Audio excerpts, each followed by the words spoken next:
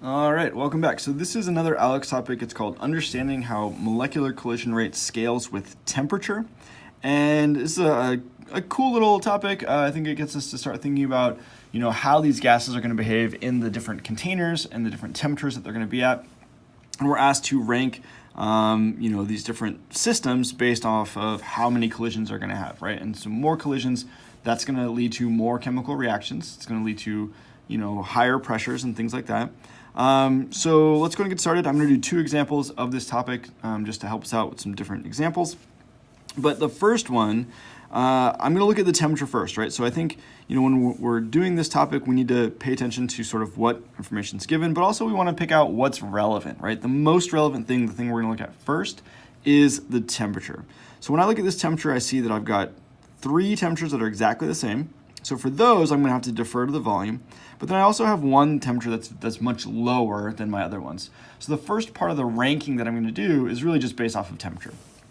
So the coldest one, that's going to be the least collisions. The colder the gas sample is, the slower the molecules are going to be moving, the less collisions we're going to have. Likewise, if there was one of these temperatures that was higher than any of the other ones, then that would be the most collisions. It would be the molecules would be moving the most quickly. So that's what we would expect. So now to break down these same temperatures, minus 32, minus 32, minus 32, I think it's a little bit of just sort of intuition of what what can you predict will happen. If I've got a 29 liter container versus a 37 liter container, so let's draw some crude pictures here. We'll say that this is 29 liters, this is 33 liters, and this is 37 liters. And if the temperature is the same in all of these, containers, well, the one that's the smallest is actually going to have, the most sort of going on, right? It's the same number of moles, 4.2 mole samples. So the number of gas molecules in these containers is going to be the same. So let's, for simplicity's sake, let's say that that's 3. I think that sort of makes sense.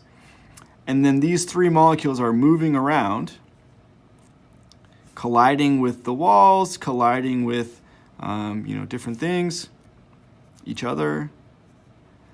So hopefully in this picture we can now see the smaller the container is, if the number of moles and the temperature is the same, right? The speeds of all of these molecules is going to be the same, or atoms in this case because we're talking about xenon. The speeds and the number is the same, therefore the smaller container will have the most collisions, and then they will just sort of scale up to the largest container having the least collisions. But then the slowest moving stuff, right?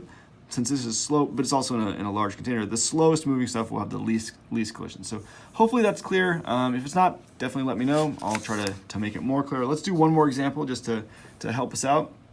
So again, the first thing I'm going to look at is temperature. These are a little confusing when they're minus temperatures, but minus 97 will be the highest temperature. I'm going to say that's number 1 right away. Minus 123, that's the lowest temperature. That's going to be number 4 right away. And then we'll do a similar analysis that we did before for minus 110. Same temperature, we defer to the volumes. The smaller volume is going to have more collisions per time because it's a smaller container. So that would be my ranking for this one. Hopefully that makes sense. Temperature first. Once the temperatures are the same, then defer to the volume. The smaller volume will have more collisions. All right, hope that helps.